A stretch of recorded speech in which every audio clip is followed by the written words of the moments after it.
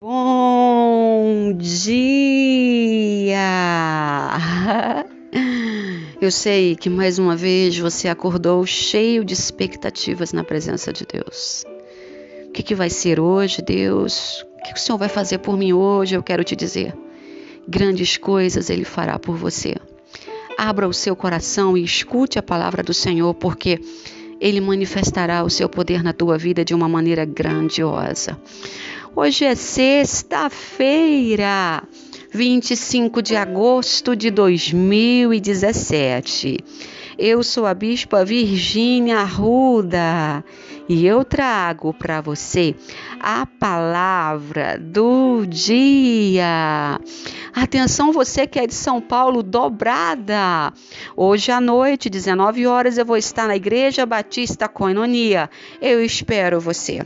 Continuando a nossa campanha dos Salmos, Salmo 15 diz assim: Senhor, quem habitará no teu tabernáculo?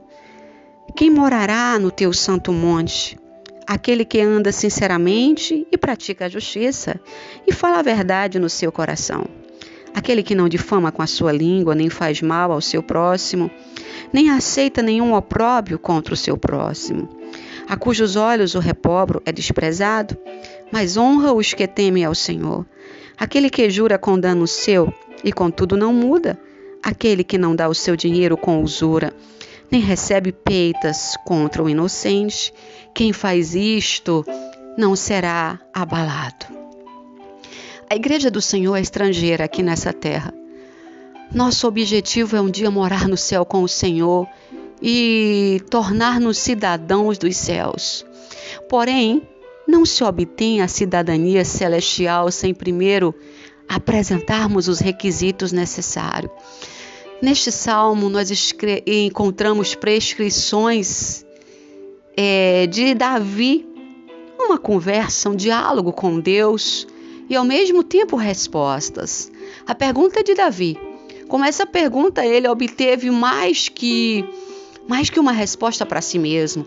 Obteve uma revelação das qualidades necessárias a todos que querem ir para o céu. Você que está me ouvindo, você tem vontade de ir morar no céu? Quem habitará no teu tabernáculo, Davi? Perguntou ao Senhor. Davi conhecia o tabernáculo terrestre que fora construído no deserto. Era um lugar santo. Aí se manifestava a presença de Deus. Davi também sabia da existência de um tabernáculo melhor, eterno nos céus, mas queria saber quem eram seus habitantes. E você? Quer saber também? Então, a Bíblia vai nos ensinar que a pessoa que observa a palavra de Deus, ela vai ter exatamente um lugar no céu, ou seu nome escrito no livro da vida. A partir do versículo 2, encontramos 11 características que identificam o caráter do verdadeiro cristão do céu, sendo 2 em relação a Deus e 9 em relação aos homens. Note que apenas 2 características envolvem o homem e Deus, porém são 9 características que envolvem o homem com o homem. Isso serve para nos mostrar que as pessoas que se acham santas demais, ou que pensam que devem apenas se relacionar bem com Deus e o mundo, que se dane. E não é assim. Precisamos nos relacionar bem com Deus e com os homens. Qualificações diante de Deus. Aquele que anda em sinceridade. Essa é uma qualidade do verdadeiro cidadão do céu, demonstrada primordialmente diante de Deus. Precisamos ser sinceros. Não podemos andar em 2 pensamentos. É aquele que faz e diz o que faz. Também precisamos praticar a justiça. Ela vem de Deus. O crente só consegue viver bem diante do Senhor se tiver justiça divina. Davi orava a Deus pedindo: guia-me nas tuas veredas da justiça.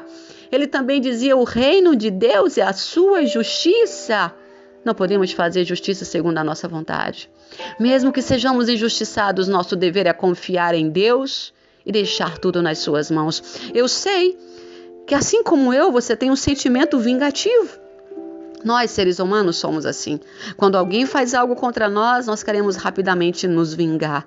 Mas eu também sei que a justiça de Deus não falha e ela vem sobre a nossa vida. O estado espiritual do crente durante toda a sua vida dependerá de sua fome e sede da presença do Senhor. qualificações diante dos homens. Isso se refere ao comportamento, à conduta ética do cidadão dos céus diante dos homens, sejam estes salvos ou não. Aqui podemos fazer uma autoavaliação.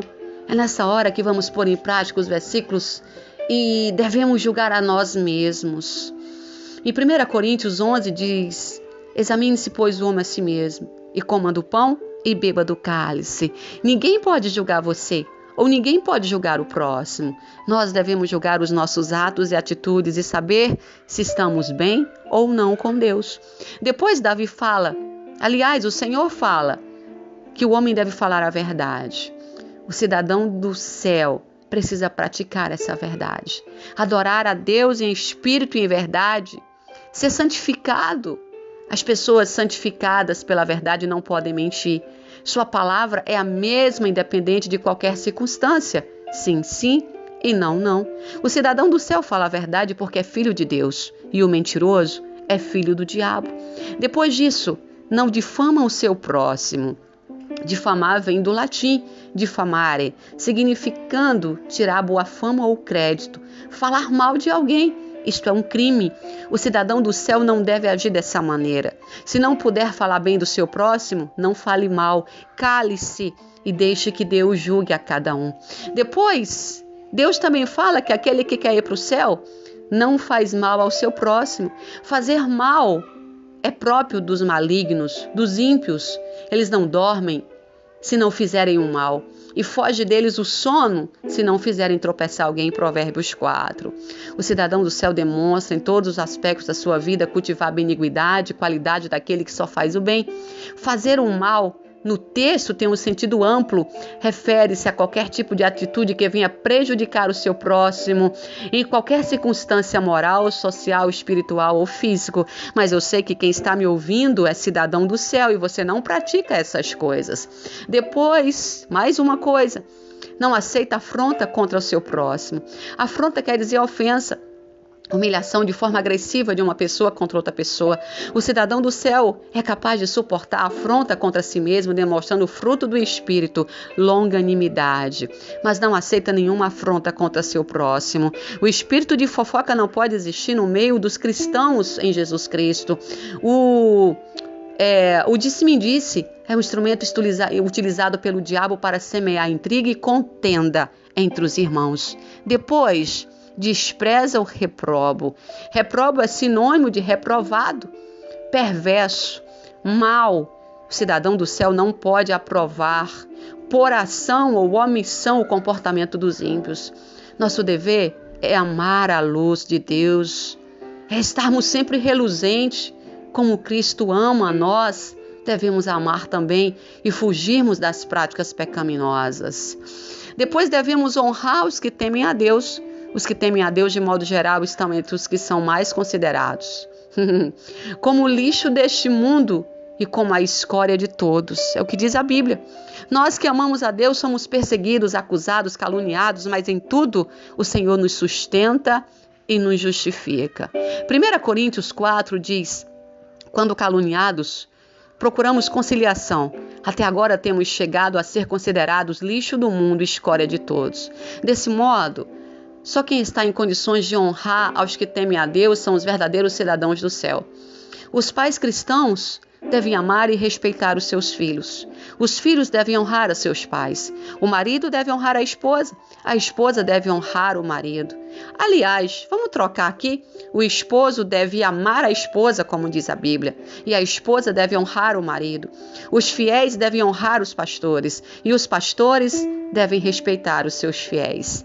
Depois, para finalizar, cumprir os compromissos. O texto de Salmos diz aquele que mesmo que jure com seu dano, não muda. No Antigo Testamento, as pessoas faziam juramento diante de contratos e acordos. No Novo Testamento, vemos que Jesus nos ensinou a não jurar, nem pelo céu, nem pela terra. Jesus nos ensinou a sermos íntegros no cumprimento da palavra. Sim, sim e não, não. O que passa disso é procedência maligna. Uma pessoa que se diz cristã e compra e não paga, não é cristã. pede dinheiro emprestado e se esconde para não pagar, prometendo pagar tal dia e depois fica evitando o credor, não é cidadão do céu. Que Deus guarde a igreja desse tipo de gente. Não empresta dinheiro com usura. Pedir dinheiro emprestado não é coisa boa, mas às vezes, porém, as circunstâncias nos obrigam a fazer isso. Provérbios 22, 7 diz assim: o rico domina sobre o pobre, e o que toma emprestado é servo do que empresta. Se tivermos condições de ajudar alguém, concedendo-lhe um empréstimo, devemos fazê-lo de modo cristão e compassivo. Salmo 37 diz o seguinte: fui moço e já agora sou velho, porém jamais vi um justo desamparado ou a sua descendência mendigar o pão. Se você é um homem ou mulher de Deus, eu tenho certeza que Deus vai suprir na tua vida a ponto de você não precisar pedir emprestado. Eu profetizo isso. Depois, ele diz: não aceita suborno. Suborno quer dizer peita, corrupção. Subornar é dar dinheiro para conseguir alguma coisa que vá de encontro à moral ou aos princípios de alguém. O cidadão do céu jamais aceita tal prática, seja contra o culpado e muito menos contra o inocente. Então, se você quer ir para o céu, você precisa seguir tudo isso. A promessa do cidadão do céu. 6 palavras apenas são usadas no final do Salmo para descrever o galardão do verdadeiro cidadão do céu. Quem faz isto não será abalado. Você quer ser protegido? Quer ser guardado? Quer ser abençoado pelo Senhor? Faça tudo isso que ensina o Salmo 15 e com certeza teus celeiros transbordarão e o Senhor abençoará você. Deus, nessa manhã, em nome de Jesus, livra-nos de todas as práticas que nos impedem de entrar nos céus. Nós queremos estar no teu santuário, queremos estar perto do Senhor e quando a tua igreja for levada, queremos fazer parte dela. Em nome de Jesus, tira de nós tudo que não te agrada, tudo que não te louva, liberta-nos, Senhor. Abençoa a tua igreja para que o teu povo possa viver cada dia em santidade dentro da tua palavra. Esta é a minha oração nesta manhã, em nome de Jesus. Que o Senhor te abençoe e te guarde. Que Ele faça resplandecer o rosto dele sobre você e te dê a paz. Amanhã, se o Senhor permitir, eu volto na palavra do dia. Lembrando que amanhã, a partir das 16 horas, nós estamos no Teatro Municipal de Paulínia, em São Paulo. Você é meu convidado especial e o pastor ou o irmão que levar a maior caravana vai ganhar um kit completo da palavra do dia. Deus te abençoe.